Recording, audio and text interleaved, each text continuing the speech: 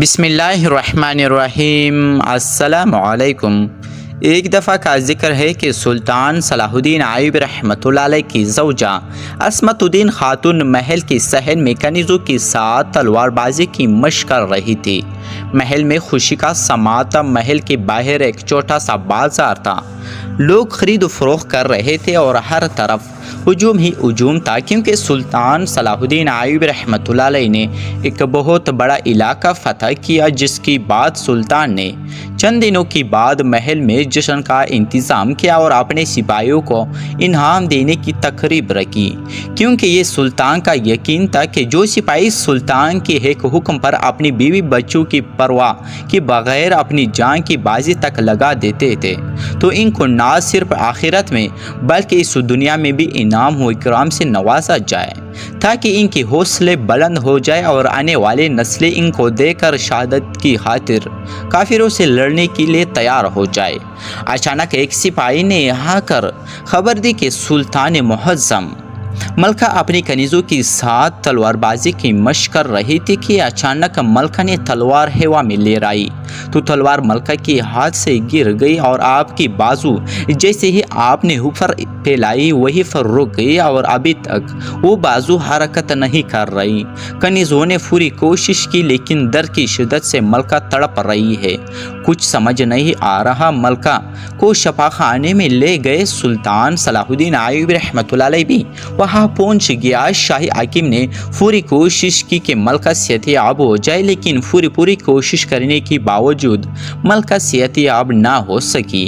سلطان معظم بہت پریشان ہو گیا، کیونکہ وہ ملکہ صرف آپ کی ایک خاتون نہیں تھی بلکہ آپ کی ہر مشکل میں سہارا تھی، کہ یہاں آپ کو سلطان صلاح الدین ایوبی کے خاندان کے بارے میں بتاتے چلے۔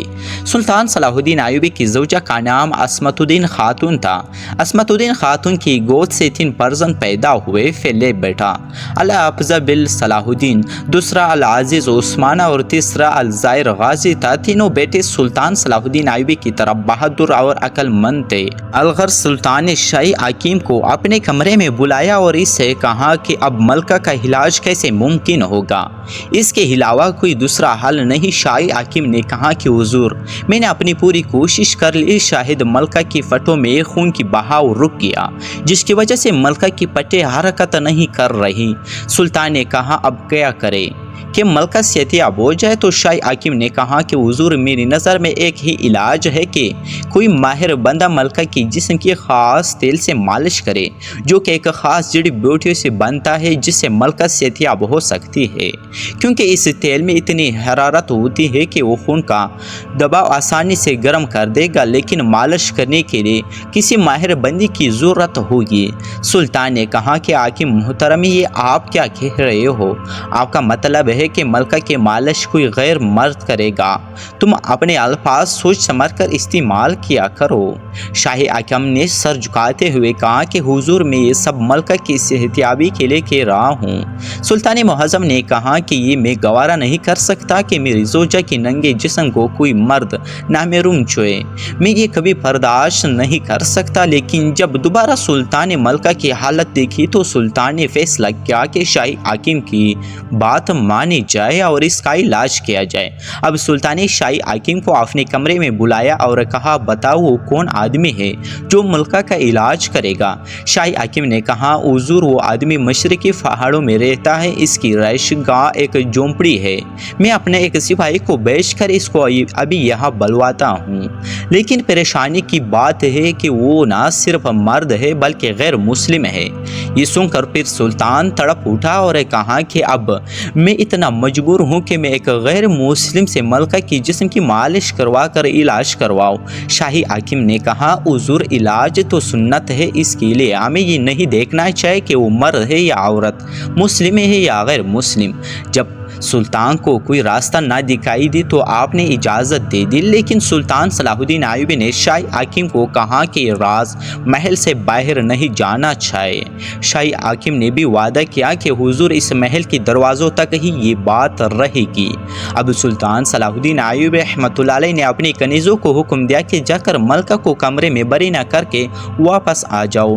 سلطان نے پہلے ہی ملکہ کو بتا دیا، اس درد سے چھٹکارا پانے کے لیے تمہارے جسم پر ایک ایک غیر مسلم مرد مالش کرے گا۔ یہ سب سن کر ملکہ بھی تڑپ گیا اور ملکہ کی دل کی دھڑکن تیز ہو گئی، لیکن سلطان کے حکم کو ٹال بھی نہیں سکتی تھی۔ کنیزوں نے ایسے ہی کیا۔ تھوڑی دیر میں شاہی حاکم اس نوجوان کو لے کر آیا جس کا سر سے پاؤں تک چہرہ ڈھانپا ہوا تھا اور اس کے ہاتھ میں ایک شیشی سے جس میں تیل تھا۔ جب سلطان نے حکیم کی عقل مندی کو دیکھا کہ اس نے مالشی کا منہ چھپا دیا تاکہ وہ ملکہ کو برینہ حالت میں نہ دیکھ سکے، لیکن پھر بھی سلطان کی دل میں بہت غصہ آ رہا تھا کہ اب غیر مسلم مرد ملکہ کو چھو کر اس کا علاج کرے گا۔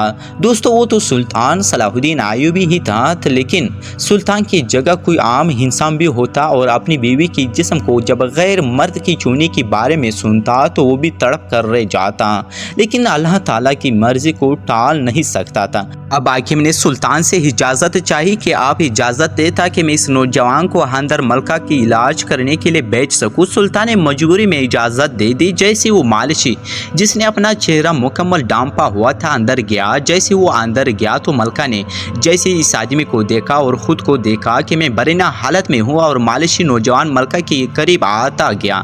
ملکہ کے جسم سے پسینہ چھوٹنے لگا، ملکہ پر نظر طاری ہو گیا اور غیر مرد کی چونی کی خوف سے ملکہ کانپنے لگی اور اتنے میں ملکہ کا خون کھولنے لگا، جس کی وجہ سے ملکہ کی پوری جسم میں خون کی حرکت تیز ہو گئی اور دل کی دھڑکن تیز ہو گئی، اور چند ہی لمحوں میں ملکہ نے انہی ہاتھوں سے پہلے اکڑتے ہوئے انہی ہاتھوں سے اپنی جسم کو چھپا لیا۔ تو اتنے میں اس مالشی نے محسوس کر لیا کہ ملکہ صحتیاب ہو گئی۔ اس نے ملکہ کو کہا کہ اب علاج کرنے کی ضرورت نہیں، تم اپنی جسم کو ڈھانپ لو، میں باہر جا رہا ہوں۔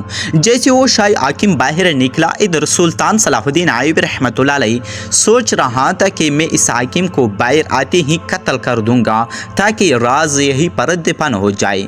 جیسے ہی سلطان نے اپنے سپاہیوں کو حکم دیا کہ اس حاکم کو گرفتار کر لو، تو اتنے میں شاہی حاکم بولا، حضور چند لمحوں کے لیے آپ رک جائے۔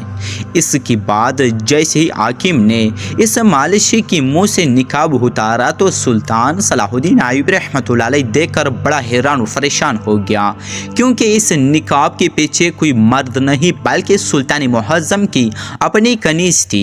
یہ دیکھ کر سلطان بڑا حیران ہو گیا کہ حاکم نے کیا طریقہ کھیلا۔ اتنے میں حاکم بولا، حضور کیا صرف ملکہ آپ کی عزت ہے؟ سلطان معظم میں یہ سمجھتا ہوں کہ ملکہ تو پوری مصر سلطنت کی عزت ہے۔ کیا ہم کسی کافر کو ملکہ کی جسم کو چھونے کی اجازت دے سکتے ہیں؟ میں نے اس لیے منصوبہ بنایا تاکہ ایک غیر مرد غیر مسلم کی ملکہ کی برینہ جسم کو چھونے کی وحشت سے ملکہ کا جسم کانپنے لگے گا، ملکہ کا خون تیزی سے دوڑنے لگے گا اور گرم ہو کر ملکہ کی پٹھوں میں خون کا بہاؤ جاری ہو جائے گا، جس سے ملکہ صحتیاب ہو جائے گی، اور میرا یہ منصوبہ کامیاب رہا۔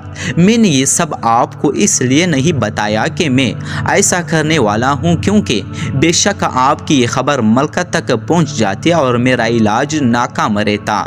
یہ دیکھ کر سلطان نے جب اپنے شاہی حاکم کی حکمندی کو دیکھا تو شاہی حاکم سے بڑا خوش ہوا اور اسے انعام و اکرام سے نواز دیا اور کہا کہ جب تک آپ جیسے طبیب میری سلطنت میں زندہ ہے، ہماری عورتوں کو غیر مسلم طبیب چھو بھی نہیں سکتے۔ دوستو ایک شاہی حاکم کی عقل مندی نے بغیر ملکہ کو چھوئے اس کا علاج کر دیا اور سلطان کی عزت کو محفوظ کر لیا۔ دوستو یہ سبق نہ صرف اس وقت کی لیتا بلکہ آنے والے وقت میں لوگوں کے لیے بہت بڑا سبق ہے کہ انسان اگر اپنی عقل کو استعمال کرے تو بڑے بڑے کامیابی حاصل کر سکتا ہے، لیکن ضرورت اس بات کی ہے کہ انسان اپنی عقل کو کن کاموں میں استعمال کرے، انسان کو کس وقت اپنی اندر کی چھپی ہوئی صلاحیتوں کو ڈھونڈے۔ امید ہے کہ آپ کو سلطان صلاح الدین ایوبی رحمۃ اللہ علیہ کی شاہی حاکم کی عقلمندی کا یہ دلچسپ واقعہ بہت اچھا لگا ہوگا۔ اگر آپ لوگوں نے دوستو ویڈیو کو لائک نہیں کیا تو ویڈیو کو لائک کر کے چینل کو ضرور سبسکرائب کریں تاکہ اسی طرح تاریخی اور سبق آموز ویڈیو کی نوٹیفیکیشن آپ لوگوں تک پہنچتی رہے۔ بہت شکریہ آپ سب کا۔